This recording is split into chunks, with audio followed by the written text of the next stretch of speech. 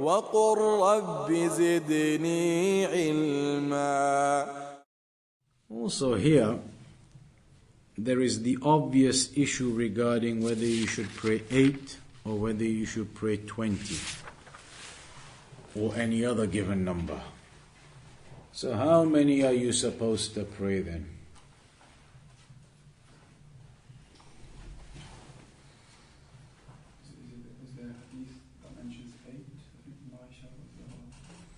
There is a hadith where Aisha radiallahu anha mentioned basically that the Prophet ﷺ would never go more than 11, and in one narration 13. That's including witr. 11 or 13 including witr. So that would basically just be your 8 figure, and then on top of that the witr. But there are opinions you can do more than that. Many scholars hold the opinion that it's not restricted to 8. Shaykh al-Fawzan included. That it is not restricted to 8. And they mention some evidences and examples.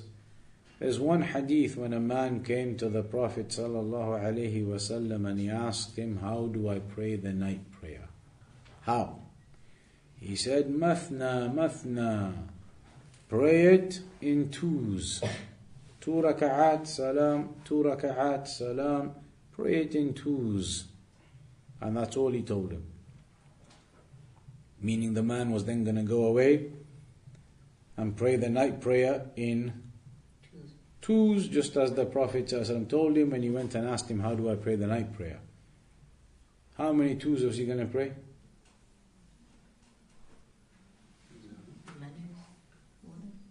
As many as you wanted? How come? Because he didn't mention a number.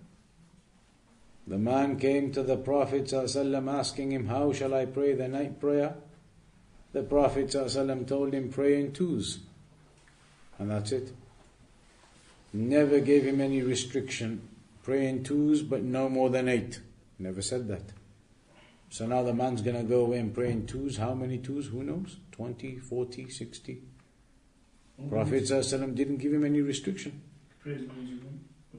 As many. Because the Prophet ﷺ never told him that there's a restriction. Bear in mind though, you can't go above this number or that number. And was the man in need of being told that or not? The man came to the Prophet ﷺ inquiring and asking about how to pray the night prayer. To tell him to pray in 2s, to pray in 2s, that's explaining how to pray the night prayer, but isn't the number you're allowed to go to as a maximum part of explaining how to pray the night prayer? Yeah. Definitely. And they say in the principles of Usul al-Fiqh, لا يجوز تأخير البيان عن وقت الحاجة. That if there's a situation where some clarification is needed about something, then it's not permissible to delay clarifying. The man came wanting clarification about how to pray the night prayer. Right now was the moment of need, the situation where this man needed the details of how to pray the night prayer. The Prophet ﷺ told him 2s. If one of the important details of the night prayer was that you cannot go beyond 8, there and then in that situation the Prophet would have told him, and it's only up to 8 though. 2s up to 8. How come he never gave him any restriction? Because right now that man's going to go away, pray in 2s, 10, 12, 20, 24, 30, 36. Who knows? Prophet never told him stop at any given number. So this is one of the evidences that some of the scholars use to say that you can't restrict people to a given number, because the Prophet ﷺ never restricted this man to a given number. And that was the moment, the time where that detail was needed. The man wanted to know, how do I pray? If night prayer was only up to 8, then that was the moment to tell him. And he wasn't told. Meaning it wasn't a part of the ruling. The man was purposely left to just go pray in 2s, as many as you want basically. So the scholars, they say, that is a strong evidence, they say, that there is no restriction. If there was a restriction, then without a doubt the Prophet would have said to him, pray in twos, but don't go above 8. Definitely in that situation. Because otherwise, now imagine, it's very easy to imagine this situation. Somebody comes to you and says, how do I pray the night prayer? Ramadan's here now, I can't make it to the mosque because of my work. I'm going to just pray at home, the Taraaweeh, a little bit what I can do. How do I do it? So you're going to tell him, for example, pray in twos.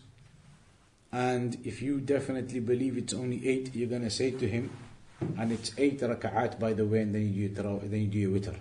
You're not going to say that, or you're going to say that? Definitely. Because the guy is asking you, how do I pray the night prayer? So here the man was asking the Prophet ﷺ, how do I pray the night prayer? And the Prophet never mentioned anything about the number. He just said in twos, that's the way to pray it, no restriction. So some scholars say it's open. It's not restricted to just 8. It is open beyond that. And that is the opinion of Shaykh al-Fawzan and others.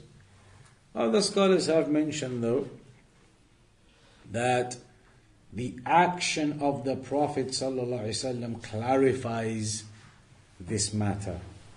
And we know that we always take all of the sunnah together in context. The action of the Prophet ﷺ, as per the hadith of Aisha radiyallahu anha, is that he never went over 13 as a maximum, with the witr included, as per one of the variations of the narration. Which means that it was basically the 8.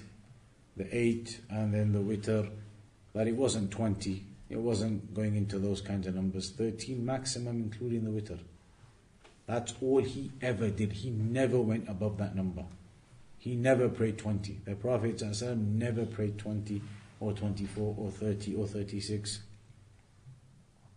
So then some scholars will say, we follow the actions and the example of the Prophet ﷺ clearly.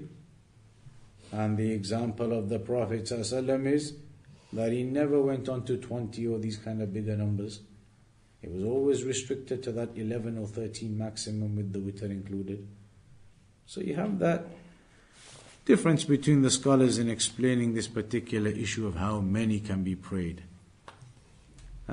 Some of the people who do 20, even though as we said it can be understood to be open and therefore possible, some of the evidences they use are not legitimate though.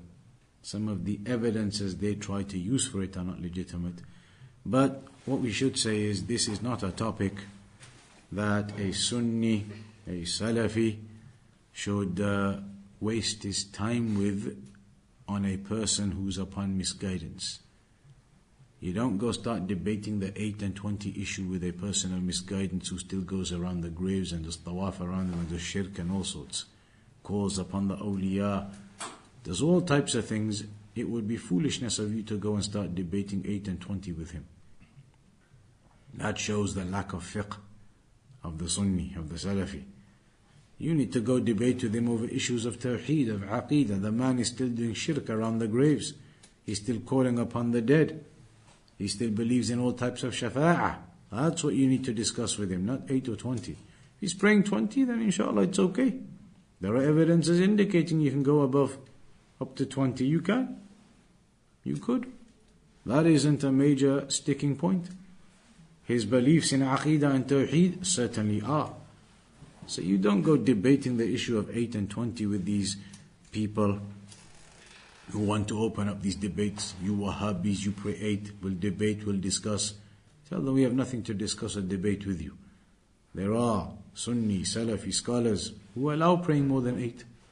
So there's nothing to discuss as far as I'm concerned. You want to discuss, then it's going to be on issues of aqeedah, of tawheed, of usul, of talking about the fundamentals of the religion that you people are astray on. Not issues of Rafi' al-Yadain, raising your hands in the prayer, Rafi' al-Yadain, or 8 or 20. These are not the topics you go start debating people over. A person who gets involved in that type of thing, it shows that he's not himself studying and understanding the religion and the principles of it and how to talk to people, how to give da'wah. If you're going off and wasting time with some Sufi talking about 8 and 20, and the man is still calling upon the dead and doing all types of things. So a person needs to be aware of these points.